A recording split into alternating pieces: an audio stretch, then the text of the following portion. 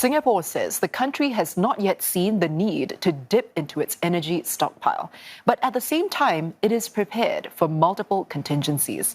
Minister in charge of Energy and Science and Technology, Dr. Tan See Leng, says agencies are working around the clock to make sure supply chains remain intact. But he adds that Singaporeans must brace for a bumpier ride ahead. Claudia Lim with more. The attacks on Iran's oil facilities on Kharg Island and a retaliation on the world's largest liquefaction facility in Qatar. Minister in charge of Energy and Science and Technology, Dr. Tan See Leng, says rebuilding such a facility could take up to 5 years. The fallout is significant, with global oil and gas supply chains now severely disrupted. We are stable for now, but as the situation evolves, as supplies continue to get truncated, the first thing, of course, that you would expect to see would be that the electricity prices, the tariffs will go up. And there's a lot of downstream impact because we are one of the largest refinery complexes in the world. And of course, on top of that, downstream fertilizers, even helium would be affected. Dr. Tan was speaking to the media at Singapore's LNG facility, which supplies about 50% of the country's natural gas needed for power.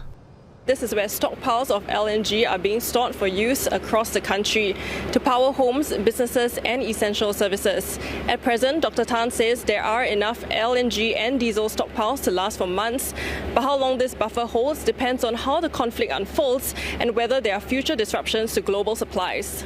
I think we have to acknowledge the fact that our country is very small. No matter how much stockpile we want to put in or we aspire to have, there is a constraint in terms of our own space. So I think we need to be realistic about it. Dr. Tan also urges Singaporeans to save energy. He says they could opt for public transport or switch to more efficient appliances or electric vehicles and install solar panels. Businesses can also seek support through energy efficiency grants. As of 7 p.m. today, the average price of 95-octane petrol has remained the same for a third straight day at $3.47 per litre, while the average price of diesel has inched up 4 cents to $3.65. Only Shell and Esso increased their diesel prices, up 10 cents to $3.73 per litre. Now, as for 95-octane petrol, it's a fifth straight day of the big three, Esso, Shell and Caltex, keeping their pump prices at $3.47 per litre.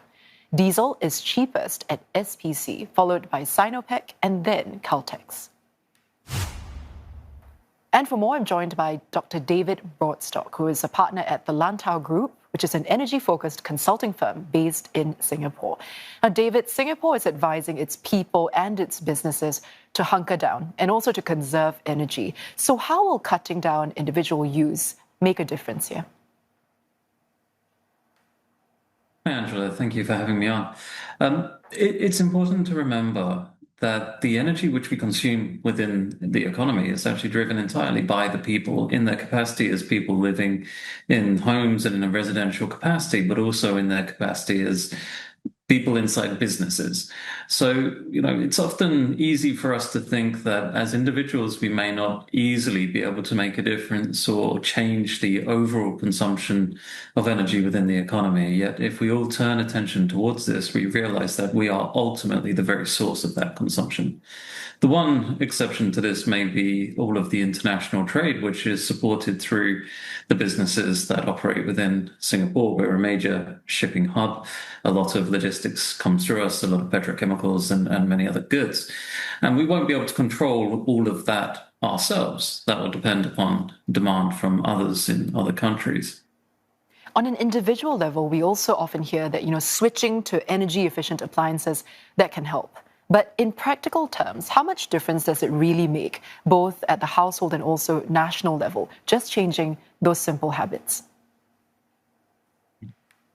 Well, this is a good question, and it's a question which we always ask. And when we're presented with schemes from the government to help encourage us to change our appliances, we don't always buy into them as quickly as we could.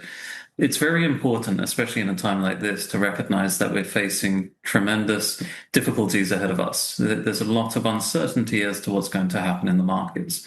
And one thing which is absolutely true in all cases is a more efficient version of any appliance will always use less electricity in order to give us what we're doing with that appliance, whether it's heating water, whether it's cooling the household. So certainly it's worth doing. And all of us can sit back and review within our own homes or our businesses which appliances might be ready for change within the near future. And if we're going to be expecting electricity prices to rise by quite a significant percentage, which is not impossible, then now is a very good time to maybe accelerate those purchases. Yeah. Well, turning to the businesses now, what about the big energy guzzling industries? What more can be done to help them to manage the situation and also contribute to conserving energy? Yes, another very good question. And with this, we need to perhaps pay attention to the global nature of the crisis, which is unfolding. It's a regional conflict, but the energy sector has been impacted on a global scale. And when we see significant movements in the prices, supply shocks in oil and gas, we typically see economies begin to suffer. They run a significant risk of going into recession. So the truth is, some of the activity which is underway today may automatically solve itself in as much as there may be less demand for the goods and services which are passing through the economy because the whole of the world is suffering the same problem at the same time. We're talking about 20% of oil and gas coming off of the global supply chain with an indefinite duration as of today. Nonetheless, the businesses can also continue to look into opportunities to improve the efficiency in their own production processes, maybe renegotiate contracted orders for large shipments of things which some of the bigger companies may be involved with, just to create a little bit of a pause, a tiny bit of a delay to establish what are the conditions going to be as we move into the next 2 to 3 days, weeks, or even months. There's just so much volatility in what's happening. Yeah, we've talked about the individual level, the businesses. Now, on a national level, what are Singapore's most feasible options for diversifying our energy sources in the near term? How quickly can these options come online for us? With the intention to diversify the energy mix, we've been looking into many things within the past few years. Among these have been the low carbon electricity imports, and they perhaps are amongst the most realistic opportunities to try to move forward and deploy faster, but they're not entirely straightforward by themselves. But across all of the things that we have available, we have the opportunity for geothermal, but we just don't know the full extent of that yet. It's just not ready to deploy. And we've been exploring alternative supply chains for the natural gas fleet, which we have, so that we might be able to integrate green hydrogen, for example. But again, we're not quite ready to do that. We are beginning to socialize the possibility of nuclear energy in the very long run, but that's going to be a very long distance down the road. It may not be within Singapore. It's just a big question mark. So these are not really on the table. And as much as we'd love to have more solar within the country, it's very difficult to find space. And we're trying as hard as possible to find innovative new parcels of land or of facades on buildings or the likes to actually deploy more solar, but those are not going to be the solutions. So really, I think looking further into those low carbon electricity imports, where we already have seen conditional support and conditional licensing, and to question what might be necessary to accelerate some of those if we want to ensure resilience that is also clean energy for the economy. David, thank you so much for sharing your thoughts with us. That was Dr. David Broadstock, who is partner at the Lantau Group.